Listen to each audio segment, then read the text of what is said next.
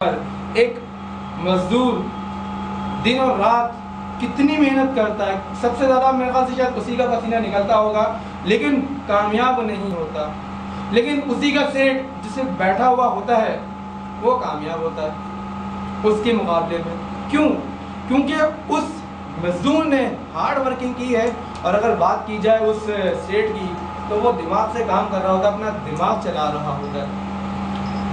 हम यहाँ पर काम कर रहे हैं smart working, not hard working. तो एक डीमोटिवेशन हमारी हो गई, जो लोग हमें डीमोटिवेट कर रहे होते हैं। आप ज़रा इस बात को एक्सेप्ट तो कीजिए, ज़रा गौर तो कीजिए कि कोई शख्स आपको डीमोटिवेट कर रहा है तो क्या वो आपकी ख्वाहिशात को पूरा कर सकता है? आप ज़रा अपने ज़िंदगी को रियलाइज़ कीजिए, कर सकता है कोई?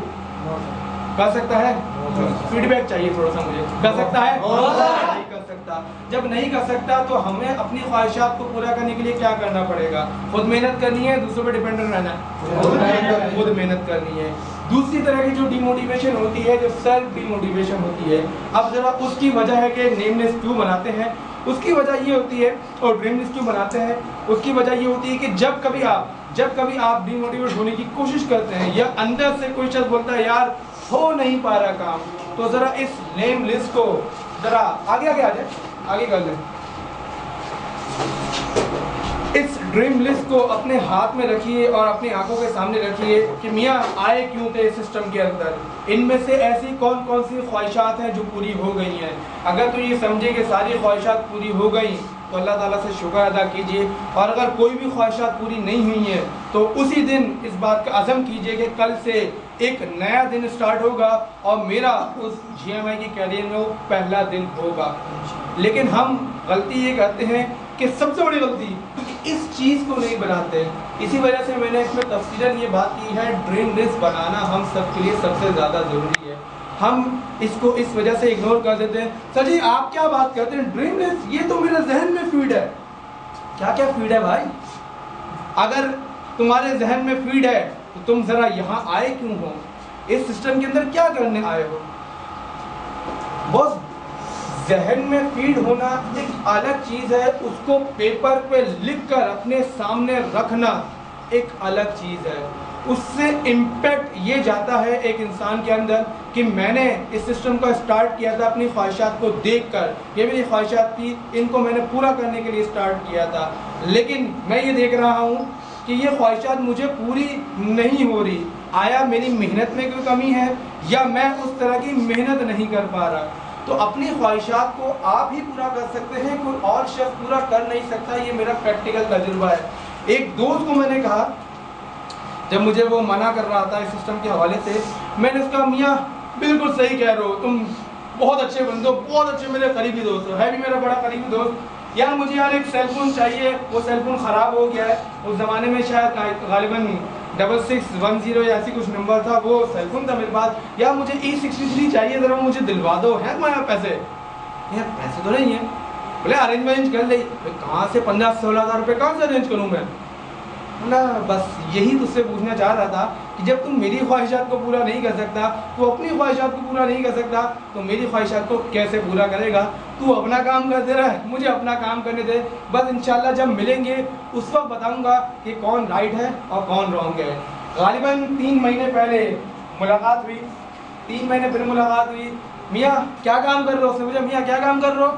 वही अल्हम्दुलिल्लाह जो तुमसे पहले बताया था वही काम कर रहा हूँ। कितना कमा लिया? जिंदा आएगा ना तो स्टेटमेंट देख के खोल के दिखाऊंगा तेरे सामने कि कितना कमा लिया। आया स्टेटमेंट देखी, तो वो जब देखी स्टेटमेंट तो कंप्यूटर को देखता रहा, है क्या है ये, क्या लिखा क्या है? अब उसमें कुछ 4 डिजिट्स में उसका वो था, ये लिखा हुआ क्या है समझ नहीं आ रहा। मतलब तुझे अभी समझ भी नहीं आएगा, अभी और बहुत सारी चीज़ें देखूंगा तो वो भी समझ नहीं आएंगी। सिर्फ बताना ये चाह रहा था कि जब तुझे मैंने बताया था 0/0 या 0/1 का काउंटर था, आज अल्हम्दुलिल्लाह हज़ारों में टीम है। टेंशन नहीं है, तुझे करना हो तो कल ऑफिस पहुंच जाना, नहीं करना तो ज़रूरत नहीं है मुझे तेरी। ये बोलकर उसको इंशाल्लाह अल्हम्दुलिल्लाह रवाना कर दिया था। अगले नेक्स्ट डे फ़ोन कर रहा है 7 बजे, सर आपने बोला था 7:30 बजे पहुँच जाना, अभी मैं 7 बजे पहुँचा हूँ, मैं क्या करूँ? मतलब वहीं बैठे रहे, आऊँगा 7:30 बजे, जितना टाइम दिया था उस टाइम पर आऊँगा। उस टाइम पर आया, प्रेजेंटेशन दिलवाई, पैसे साथ लेकर आया था, इंटरव्यू लगवा दी। कैसे, ये हुआ कैसे, ये मेरा कॉन्फिडेंस था। वो लोग जिन्होंने हमें मना किया था, हमने उनको सिर्फ एक ही जुमला कहा था, सर जी दुनिया गोल है, घूम फिर के आप ज़रूर आएंगे, और आज वही लोग आना शुरू हो गए हैं हमारे साथ, अल्हम्दुलिल्लाह। अब जो दूसरा पॉइंट है, अब दूसरे पॉइंट के लिए हम बात करते हैं कि जब आपने अपनी ड्रीम लिस्ट बना ली, अब ड्रीम लिस्ट को इम्प्लीमेंट तो करना है। आप मिसाल ड्रीम लिस्ट की मिसाल ऐसे एक फैक्ट्री लगा ली, उसमें रॉ मटेरियल भी आ गया, लेकिन बंदे मौजूद नहीं, काम कौन करेगा, लोग नहीं है, तो लोगों को हायर करने की उस फैक्ट्री में ज़रूरत होती है। बिल्कुल हमें इस सिस्टम के अंदर भी लोगों की ज़रूरत होती है, क्योंकि दुनिया का कोई भी कारोबार लोगों के ऊपर मुश्तमिल होता है, प्रोडक्ट के ऊपर मुश्तमिल नहीं होता। अब कोई भी कारोबार जो प्रोडक्ट लोगों के ऊपर मुश्तमिल होता है, हम उसको कहते हैं कि आप अपनी नेम लिस्ट बनाएं। अब ये नेम लिस्ट बनाने का सबसे आसान तरीन पैटर्न मैं आपको समझा देता हूँ। आसान तरीन फॉर्मूला समझा देता हूँ कि नेम लिस्ट आपने बनानी कैसे है। अच्छा, ये जो नेम लिस्ट आप बनाएंगे, वो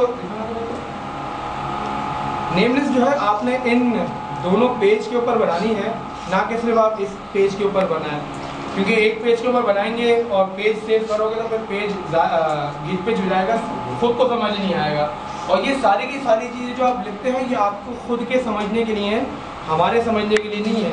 आप उस राइटिंग में लिखें जिस राइटिंग में आपको समझ आती है। फ्रेंच में लिखें, अफगानी में लिखें, ईरानी में लिखें, फारसी में लिखें, उर्दू में लिखें, वो राइटिंग लिखें जो आपको समझ आती है। इस ट्रेनिंग के बाद आपने इस डायरी को खुद ही देखना है, हमने नहीं देखना उसमें, ठीक है। तो नेम लिस्ट का पैटर्न कुछ इस तरीके से होता है। पहला जो कॉलम होता है उसमें होता है सीरियल नंबर, दूसरा जो कॉलम होता है उसके अंदर होता है name,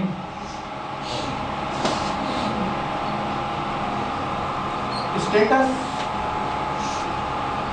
as, contact number.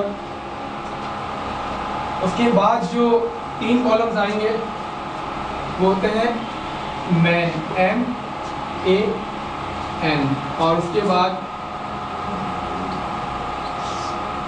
Category और रिमार्क्स। अच्छा, अब इसको फिलअप कैसे करना है, इसको फिलअप का सबसे आसान तरीन फार्मूला। अब लोगों का वो सवाल भी यहाँ ख़त्म हो जाएगा, सर देखे ना मेरे तो सिर्फ 50 जानने वाले हैं, अब मैं किस किस को बुलाऊँ, कैसे नेम लिस्ट को बढ़ाऊँ। तो इंशाल्लाह मैं बाबा बताएगा कि नेम लिस्ट को बढ़ाते कैसे हैं। सबसे आसान तरीन फार्मूला बताऊँगा इंशाल्लाह। आप देखें नेम लिस्ट आपकी 300-400 से ऊपर जाती ही नहीं जाती। अब नेम लिस्ट को पैटर्न तो ये मैंने बोर्ड पे लिख दिया, ये पैटर्न है। अब इस पैटर्न को फिलअप कैसे करना है। सबसे पहला जो सीरियल नंबर लिखा हुआ है, इस सीरियल नंबर में फॉर एग्जांपल सीरियल नंबर 1, ये 1 2 3 ऑनवर्ड चलता चला जाएगा, कितने लोग हैं ये सीरियल नंबर बताता है नंबर ऑफ पर्सन या number of peoples involve in this name list, कितने लोग आपकी इस नेम लिस्ट में इन्वॉल्व हैं या मेंशन हुए हैं। अब सबसे आसान तरीन फार्मूला क्या करें, सबसे पहले मोबाइल फ़ोन निकालें। अब उस मोबाइल फ़ोन के अंदर सबसे पहला नाम, फॉर एग्जांपल अब्दुल्ला नाम है, उस पहले कॉन्टैक्ट का लिख दिया।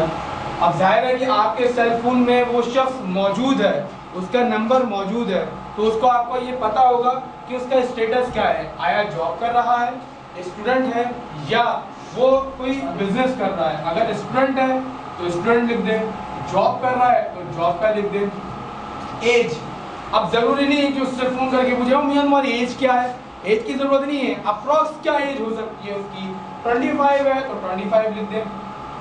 कॉन्टैक्ट नंबर मौजूद होगा, जो भी कॉन्टैक्ट नंबर है 0333 ऑनवर्ड जो भी कॉन्टैक्ट नंबर है। ये बाकी कॉलम छोड़ देते हैं, उस बाकी कॉलम की बाद में बात करते हैं। अब दूसरा कॉन्टैक्ट फॉर एग्जांपल आता है बासित। बासित क्या करता है, जॉब बिजनेस करता है तो बिजनेस लिख लिया। एज क्या है, 30 साल एज है, नंबर। इस तरीके से आपने उस सेल फोन के कॉन्टैक्ट्स को लिखना है। अब जब आपने अपने सेल फोन के कॉन्टैक्ट्स को लिख लिया, वो ख़त्म हो गए। फॉर एग्जांपल वो 100 कॉन्टैक्ट्स थे, अल्हम्दुलिल्लाह यहाँ पर तो लोगों के 300-400 तो सेल फोन में कॉन्टैक्ट्स होते हैं, लेकिन मान लो कि किसी शख्स से 50 कॉन्टैक्ट्स भी हैं या 100 कॉन्टैक्ट्स भी हैं। अब आगे शिफ्ट करते हैं कि अब और नेम लिस्ट को बढ़ाने का क्या तरीका है। अब जब आपने नेम लिस्ट अपने सेल फोन की